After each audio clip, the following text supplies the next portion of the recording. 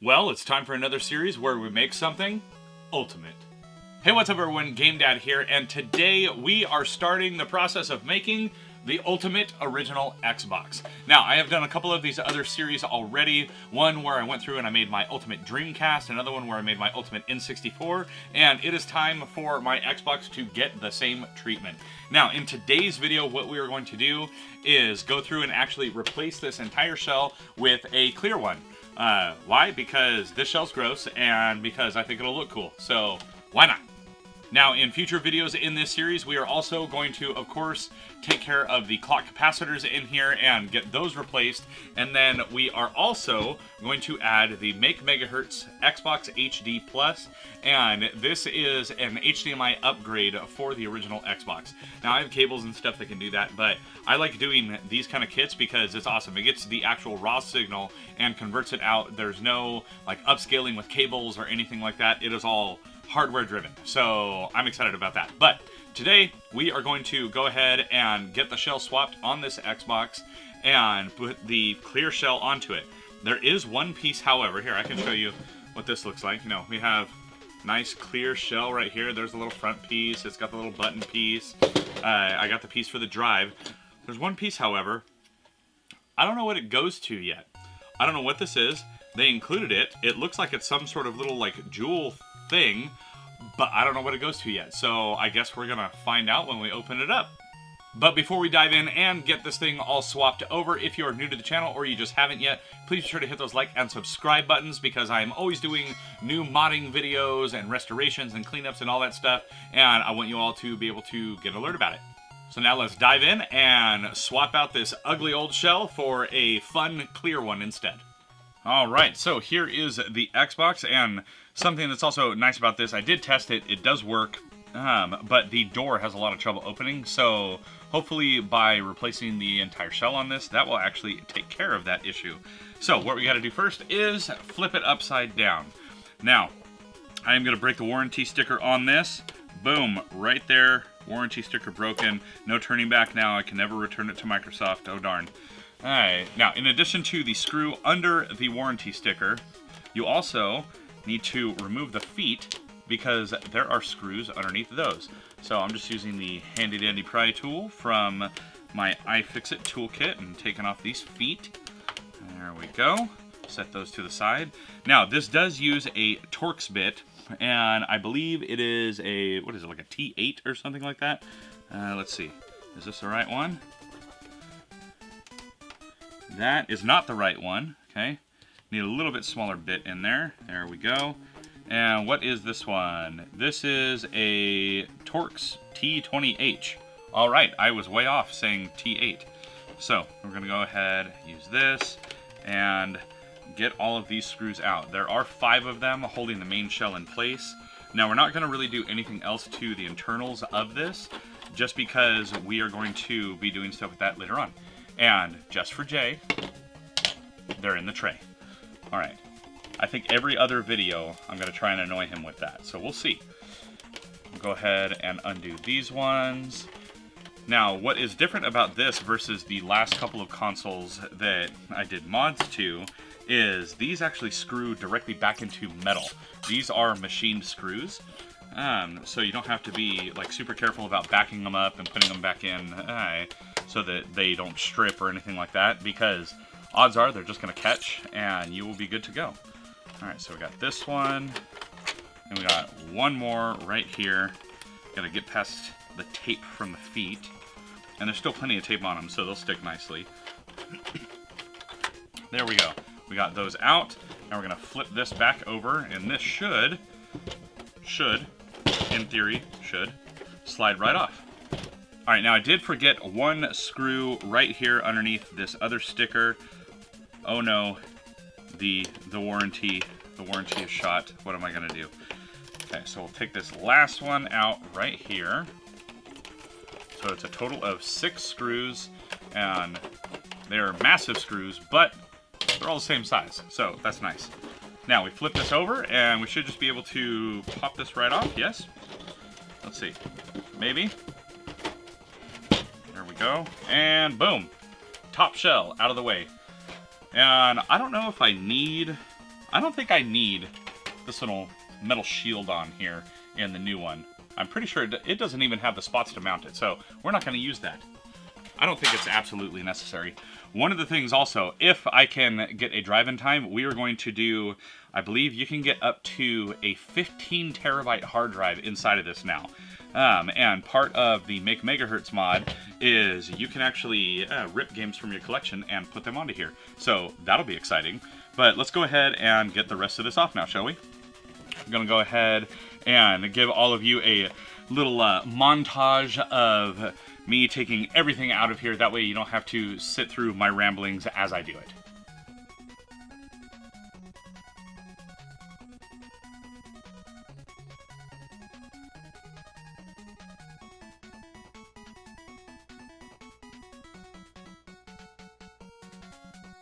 Alright, so now that we got the two big main pieces out of here, we don't actually have to remove the board or the bottom because, one, it's never seen, and two, it stays as the original black part. The clear part only goes on the areas you can actually see. So we don't need to take that apart, but we do need to get the whole front face and controller port area off of this. That way we can get that piece replaced. So we're going to dive into another little montage here as I go ahead and get the whole front panel removed off this thing.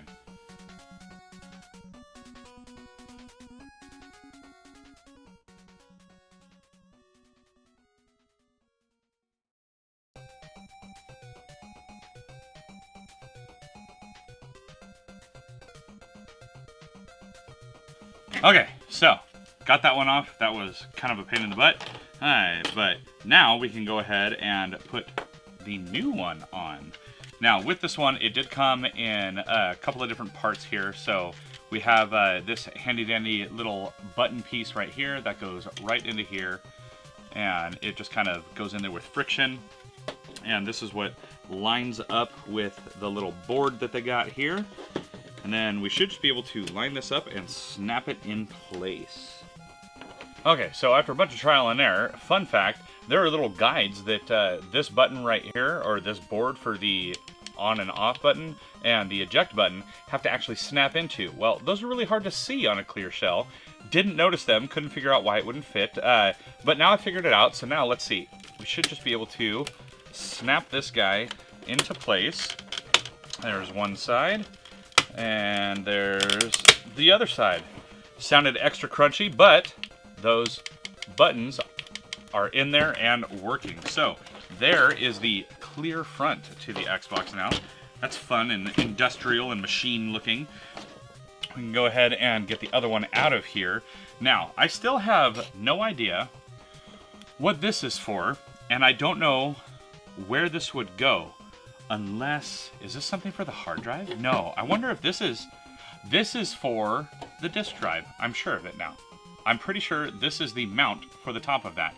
So, next up then, what we're going to do, we got to get the front of this replaced anyways. I'm going to pop off the top of this, and I'm pretty sure this is a kit to make it so you can see inside the drive when it's working. So, let's get this out of the way now. And let's go ahead and get this drive all done up, shall we? We're going to go ahead and snap it out of that.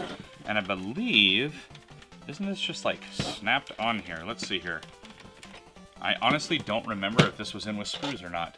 I'm pretty sure it is just snaps. But we'll go ahead and just get the drive taken apart regardless. So we need our little tiny Phillips head. I'm going to go like this. Again, my trusty iFixit kit, not a sponsor. We'll undo these, and these ones to Bug J will be on the outside of the tray. So I'll do that. Get these other two. There we go. Get this one. That is a nice part about screws going into metal. It is a lot easier to deal with screws that go into metal. Okay, there we go. Oh yeah, look at that circle right there. I wonder if that goes with that. Oh, look at that, it does. Okay, so how do I get that thing out of there? I don't know. I don't know if I'm even supposed to. I would assume that I am, but this is like machined together, it looks like. I see no screws, no nothing. Okay, again, after some more finagling, this definitely does go here. It doesn't look like it actually screws into anything, because there's nothing for it to screw into. This had the little magnetic piece right here, and it is just bendy enough to be able to get it out of that thing. You do have to pry it a bit, but then we go ahead and we do that, throw that down.